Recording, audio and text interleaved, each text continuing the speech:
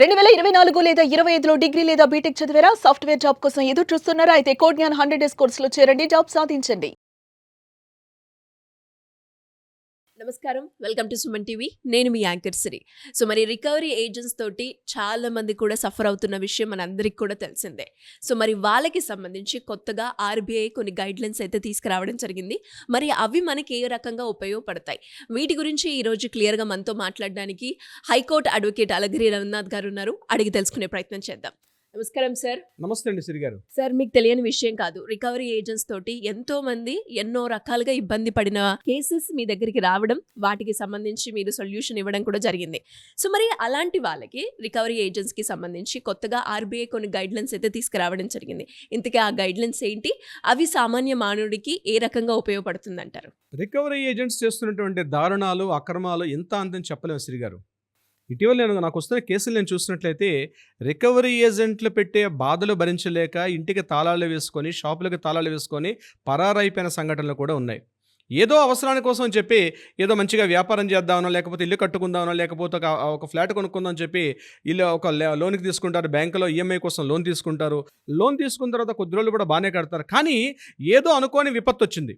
అంటే ఉద్యోగం పోవడం కానీ, వ్యాపారంలో లాస్ అవ్వడం కానీ, లేకపోతే ఆరోగ్య సమస్యలు కానీ, ఇతరత్రా ఏమైనా కారణాల వల్ల కాస్త ఒక 1 మంత్ కానీ ప్రాబ్లం అయ్యి ఈఎంఐ కట్టకపోతే ఆ రికవరీ ఏజెంట్ దగ్గర నుంచి వచ్చాక ఫోన్లు కానీ, ఆ రికవరీ ఏజెంట్ పెట్టిన టార్చర్ కానీ భరించలేక భయానికి లోనైపోయి చాలామంది కొన్ని సంఘటనలు చూస్తే సిరిగారు మీరు నమ్మరు, కొన్ని ప్రాంతాలు సూసైడ్ చేసుకొని చనిపోయినటువంటి సంఘటనలు కూడా ఉన్నాయి.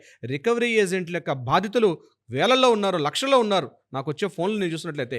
సో రీసెంట్గా రిజర్వ్ బ్యాంక్ ఆఫ్ ఇండియా ఈ పరిస్థితిని దృష్టిలో పెట్టుకొని దేశవ్యాప్తంగా అనేక రాష్ట్రాల్లో ఉన్నటువంటి బ్యాంకుల ద్వారా లబ్ధి పొందినటువంటి వ్యక్తులకి రికవరీ ఏజెంట్ల ద్వారా ఆ జరుగుతున్న అక్రమాలను తట్టుకోలేక వాళ్ళు పడుతున్న బాధల్ని దృష్టిలో పెట్టుకొని ఈరోజు అంటే ఈరోజు మనం వీడియో చేసిన సమయానికి నిన్న అనుకుంటాను reserve bank of India strong guidelines అయితే ఇవ్వడం జరిగింది. ఈ వీడియో చివరిదాకా చూడండి. ఆ గైడ్లైన్స్లో ఎవరైనా పాటించకపోతే మీరు చట్ట ప్రకారంగా వారిపైన చర్యలు తీసుకునే హక్కు కూడా మీకుంది. చివరిదాకా వీడియో చూసుకునే ప్రయత్నం చేయండి. నెంబర్ 1, రికవరీ ఏజెంట్ అనే వ్యక్తి యొక్క డేటా ఇన్ఫర్మేషన్ అనేది ప్రతి బ్యాంకులో ఉండాలి. This is a very number 1 point. నేను మొత్తం టోటల్గా 9 పాయింట్లు చెప్పే ప్రయత్నం చేస్తాను. అందులో నెంబర్ 1 పాయింట్, రికవరీ ఏజెంట్ ఎవరైతే ఉన్నాడో అతని బ్యాంక్కి అతని యొక్క ఇన్ఫర్మేషన్ అంటే ఎవరి రికవరీ ఏజెంట్ యొక్క డీటెయిల్స్ బ్యాంక్ దగ్గర తప్పనిసరిగా ఉండాలి. చాలా చోట్ల ఏం జరుగుతుందంటే బ్యాంకులు ఏం చేస్తాయంటే అవుట్ సోర్సింగ్ నుంచి రికవరీ ఏజెంట్స్ని అపాయింట్మెంట్ చేసుకొని ఆ రికవరీ ఏజెంట్స్ ఇంటికి వెళ్ళి వాళ్ళ ఆకారం వాళ్ళ వికారం చూసినట్లయితే అమౌంట్ ఇస్తావా చస్తావా లేకపోతే ఇంట్లో కూర్చుంటావు అని చెప్పి ఇంటి ముందు బైటాయింపు చేసుకుని కూర్చుంటారు. అట్లాంటి వాటికి ఫుల్ స్టాప్ పెడుతూ బ్యాంకుకి ఫోన్ చేస్తా రికవరీ ఏజెంట్ ఎవడో మాకు తెలియదు అంటారు బ్యాంక్ వాళ్ళు. అందుకని ప్రతి రికవరీ ఏజెంట్ యొక్క ఇన్ఫర్మేషన్ ప్రతి బ్యాంకులో స్పష్టంగా ఉండాల్సిందే. ఇది నెంబర్ 1 రూల్. మీరు అడగండి, ఆయనకి ఐడి కార్డ్ చూపించమని చెప్పండి. నువ్వు ఏ బ్యాంక్ నుంచి వస్తున్నావు ఆ బ్యాంక్ ఐడి కార్డ్ చూపించమని చెప్పి అడిగే హక్కు కూడా మీకు ఉంది. అది గుర్తుపెట్టుకోండి. నెంబర్ 1. నెంబర్ 2 సెకండ్ పాయింట్ అంటే ప్రతి రికవరీ ఏజెంట్ కూడా Indian institute of the banking finance రంగంలో ట్రైనింగ్ పొందే ఉండాలి. అంటే బ్యాంకింగ్ వాళ్ళు ఒక రికవరీ ఏజెంట్ని రిక్రూట్మెంట్ చేసుకునే ముందు 6 మంత్స్ పాటు అతనికి ఏ రకంగా రికవరీ చేయాలనే విషయం మీద తప్పనిసరిగా అతనికి ఒక ట్రైనింగ్ ప్రోగ్రామ్ ఆర్గనైజ్ చేయాలి. ఆ ట్రైనింగ్ ప్రోగ్రామ్ అయిన తర్వాత అతనికి ఒక సర్టిఫికేషన్ ఇవ్వాలి.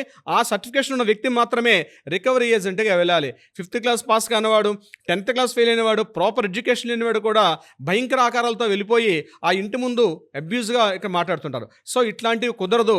తప్పనిసరిగా వాడికి బ్యాంకింగ్ ఫైనాన్స్ ట్రైనింగ్ ప్రోగ్రామ్ జరగాలి. ఆ ట్రైనింగ్ ప్రోగ్రామ్ తీసుకున్నవాడే రికవరీ ఏజెంట్గా వెళ్ళాలి. This is a point number 3. Point number 4, ఒకవేళ మెసేజ్ పెట్టినట్లయితే ఆ రికవరీ ఏజెంట్ అబ్యూజ్ లాంగ్వేజ్తో పెట్టకూడదు. పొలైట్ మేనర్లో పెట్టాల్సిన పరిస్థితి కూడా ఉంటుంది. రెస్పెక్ట్ చేస్తున్న మేనర్లో ఉండాలి తప్పించి అట్లాంటివి ఏమీ లేకుండా ఒకవేళ మెసేజ్ చేస్తే ఆ మెసేజ్ని పెట్టుకుని అతని మీద మనం కేసు పెట్టే అవకాశం కూడా ఉంటుంది. పాయింట్ నెంబర్ 4, ఒకవేళ మీ ఇంట్లో ఎవరైనా చనిపోయి ఉన్నారు, లేకపోతే మీ ఇంట్లో శుభకార్యం ఉంది, లేకపోతే మీ ఇంటికి ఎవరైనా బంధువులు వచ్చి ఉన్నారు, లేకపోతే ఇంట్లో ఏదైనా ప్రకృతి వైపరీత్యాలు ఉన్నాయి, అంటే ఏదో నేచురల్ కెలామిటీస్ జరుగున్నాయి, ఇటువంటి పరిస్థితుల్లో ఆపదల్లో ఉన్న సమయాల్లో ఆ ఇంటి మీదకి అటాక్ చేసే హక్కు మాత్రం ఎట్టి పరిస్థితుల్లో రికవరీ ఏజెంట్కి లేదు. This is the point number 5. గుర్తుపెట్టుకోవాల్సింది. ఎట్టి పరిస్థితుల్లో కూడా ఆ ఇంటిని కానీ ఆ పర్సన్ కానీ కాంటాక్ట్ చేసే అధికారం లేదు. మనకు తెలిసిన విషయం మరొక పాయింట్ కూడా, రికవరీ ఏజెంట్ ఎప్పుడైనా మార్నింగ్ 7 to ఈవినింగ్ 7 బిఫోర్ వెళ్ళాలి తప్పించి బిఫోర్ 7 o'clock ఆఫ్టర్ 7 o'clock ఆ పర్సన్తో వెళ్ళాల్సిన అవసరం లేదు. ఆ పర్సన్కి మీరు రెస్పాండ్ అవ్వాల్సిన అవసరం కూడా లేదు. నెంబర్ 6th పాయింట్, ఒకవేళ మీరు ఆ ఇంట్లో పెద్దవారు లేరు, ఇంటి యజమాని లేకపోతే ఆ ఇంట్లో చిన్న పిల్లలు ఉంటారు, మైనర్ పిల్లలు ఉంటారు. మైనర్ పిల్లలతో మీ నాన్న ఇట్లా లోన్ తీసుకొని లోన్ ఎగ్గొట్టేశాడు కాబట్టి మీ నాన్న దొంగ, ఇలాంటి వ్యక్తి అలాంటి వ్యక్తి అని మైనర్ పిల్లలతో కూడా మాట్లాడే అధికారం రికవరీ ఏజెంట్కి లేదు. ఇరుగు పొరుగు వాళ్ళతో మాట్లాడే అధికారం కూడా లేదు. లేకపోతే మీ ఫ్రెండ్స్తో మాట్లాడడం, మీ ఫ్రెండ్ ఎలా లోన్ తీసుకున్నాడు, ఆ లోన్ అతను కట్టట్లే అని చెప్పి అతనితో మాట్లాడే హక్కు కూడా ఆ రికవరీ ఏజెంట్ కూడా లేదు. అంతేకాకుండా ఇంట్లో మహిళలు ఉంటే మహిళల పట్ల కూడా సగౌరవంగా ప్రవర్తించాల్సిన అవసరం తెప్పించి అబ్యూజ్గా బిహేవ్ చేయకూడదని చెప్పి స్పష్టంగా ఆర్బీఐ మార్గనిర్దేశకాలు చెప్పడం కూడా జరిగింది. ఇంతేకాకుండా ఒక్కసారి ట్రైనింగ్ ఇవ్వడం కాదు, రిపీటెడ్లీ అతనికి ట్రైనింగ్ ఇస్తూ ఉండాలి. ఎవ్రీ 6 monthsకి 8 months కూడా రిపీటెడ్గా ట్రైనింగ్ ఇవ్వడం వెరీ వెరీ మోస్ట్ ఇంపార్టెంట్. కొన్ని చోట్ల నేను చూశాను, ముఖ్యంగా పల్లె ప్రాంతాల్లో, పట్టణాల ప్రాంతాల్లో జరిగే పెద్ద డ్యామేజ్ ఏంటంటే రికవరీ ఏజెంట్కి ఏదైతే ఒక డేటా షీట్ వస్తుంది, అంటే పలానా హౌసెస్ వెళ్ళి అమౌంట్ కలెక్ట్ చేసుకోమని చెప్పి అతను ఆ డేటాని దుర్వినియోగం చేస్తాడు. అంటే మిస్కాండక్ట్ చేస్తాడు. ఆ డేటాని బయట వాళ్ళకి ఇవ్వడం, వేరే వాళ్ళకి ఇప్పించడం, అదేవిధంగా వాళ్ళ చేత వేరే రకంగా రికవరీ కోసం చెప్పి మాట్లాడే ప్రయత్నాలు చేస్తారు, లేదా మిస్యూజ్ చేస్తారు. సో డేటా సీక్రెసీ అనేది చాలా చాలా ఇంపార్టెంట్. ఒకవేళ ఏ ఏజెంట్ అయితే డేటా సీక్రెసీని కానీ దుర్వినియోగం చేసి అతనిపైన కూడా చట్ట ప్రకారంగా చర్యలు తీసుకునే అవకాశం ఉంటుంది. ఇలా ఈ 9 రకాల కారణాలు అనేవి చాలా చాలా మోస్ట్ ఇంపార్టెంట్. ఇవి కానీ పాటించకపోతే రికవరీ ఏజెంట్ పైన మనం చర్యలు తీసుకునే అవకాశం కూడా ఉంటుంది. ఇమ్మీడియట్గా తక్షణమే బ్యాంక్ ఆఫీస్కి వెళ్ళండి. ఏ బ్యాంక్ శాఖ నుంచి మీరు తీసుకున్నారో ఆ బ్రాంచ్కి ఒక మెయిల్ చేయండి. ఒక మెయిల్ చేయడం, లేకపోతే వాట్సాప్ చేయడం. ప్రతి బ్యాంక్ ఒక వాట్సాప్ నెంబర్ ఉంటుంది. వాట్సాప్ నెంబర్లో ఇన్ఫర్మేషన్ ఇవ్వండి, మెయిల్ చేయండి, లేకపోతే డైరెక్ట్గా ఒక లెటర్ రాయండి. ఈ రకంగా నా జరుగుతుందని చెప్పి ఇమ్మీడియట్గా మీరు ఇన్ఫార్మ్ చేయండి. ఒక బ్యాంక్ ఉంటుంది, ఆ బ్యాంకుకి ఒక బ్రాంచ్ మేనేజర్ కాకుండా ఒక రీజనల్ ఆఫీస్ ఉంటుంది, జోనల్ ఆఫీస్ ఉంటుంది. ఆ జోనల్ ఆఫీసులో కూడా కంప్లైంట్ చేసే ప్రయత్నం చేయండి.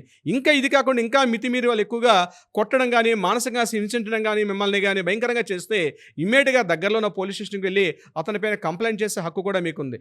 సో రికవరీ ఏజెంట్ అనేవాడు, రికవరీ ఏజెంట్ వచ్చాడు కరెక్టే, డ్యూటీ ఆయన చేసుకోవాలి తప్పించి అతను ఏదో అతను ఇచ్చినట్టుగా, అంటే బ్యాంక్ ఇచ్చినట్టుగా కాదు, నేనేదో నీకు అమౌంట్ ఇచ్చాను కాబట్టి నా అమౌంట్ ఇస్తావా చేస్తావా అని చెప్పి ఇంటి ముందు కూర్చుని కానీ గొడవకు పడితే తప్పనిసరిగా అతని అమౌంట్ ఇవ్వలేదు, బ్యాంక్ ఇచ్చింది, సో బ్యాంక్కి రిప్రజెంటేషన్ చేస్తున్నాడు, he just only recovery agent అన్నటువంటి భావన మర్చిపోకూడదు. అతని పైన మనం చట్టపరంగా చర్యలు తీసుకునే హక్కు కూడా ఉంటుంది. సిరిగారు, మీరు అన్నట్టుగానే సార్, అంటే టైంలో వాళ్ళ ఇంటికి రావడము, లేదు అంటే రికవరీ ఏజెంట్ చేయాల్సిన పనుల కంటే మించి మాట్లాడి మన పరువు తీయడం నలుగురు ముందు, ఇలాంటివన్నీ మనం చూస్తున్నాం. అలాంటి సిచ్యువేషన్లో ఇంకా ఎవరైనా ఉన్నా కూడా వాళ్ళు లీగల్ పరంగా ముందుకు వెళ్ళాలి అన్నప్పుడు మిమ్మల్ని అప్రోచ్ అవ్వాలి అంటే ఏ విధంగా ఉంటుందంటారు? సిరిగారు, మీరేమి ఉగ్రవాద చర్యలు పాల్పడలేదు, మీరేం గాంజా స్మగ్లింగ్ చేయలేదు, లేకపోతే స్టెరాయిడ్ స్మగ్లింగ్ చేయలేదు. It's civic problem. అమౌంట్ తీసుకున్నారు, అది మీ హక్కు. బ్యాంకులో మీకు లోన్స్ ఇచ్చారు, మీకు అర్హత ఉంది, ఆ లోన్ తీసుకున్నారు. సో లోన్ కట్టాల్సిన హక్కు కూడా మీకుంది. లోన్ తీసుకోవడం మీకు హక్కు ఉంది, ఆ లోన్ తీర్చాల్సిన బాధ్యత కూడా మీకుంది. ఏదైనా విపత్కర పరిస్థితుల్లో, ఆపద సమయాల్లో కట్టలేకపోవచ్చు, అంత మాత్రాన మీరు భయపడాల్సిన అవసరం లేదు, మీరు సూసైడ్ చేసుకొని చనిపోవాల్సిన అవసరం లేదు. రికవరీ ఏజెంట్ల యొక్క బారిన పడి మీకు చట్ట ప్రకారంగా కొన్ని హక్కులు ఉన్నాయి. హక్కులు తెలుసుకోవడం మీ యొక్క ఇంపార్టెన్స్, డ్యూటీ.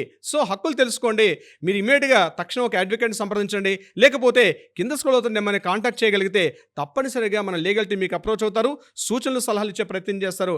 అదీ కాకుండా కోర్టుల్లో వివాదాలు ఉంటే వాటికి పరిష్కారం అయ్యే దిశగా కూడా ప్రయత్నం చేస్తారు. సిరిగారు, thank you sir, thank you so much. Thank you so much సిరిగారు.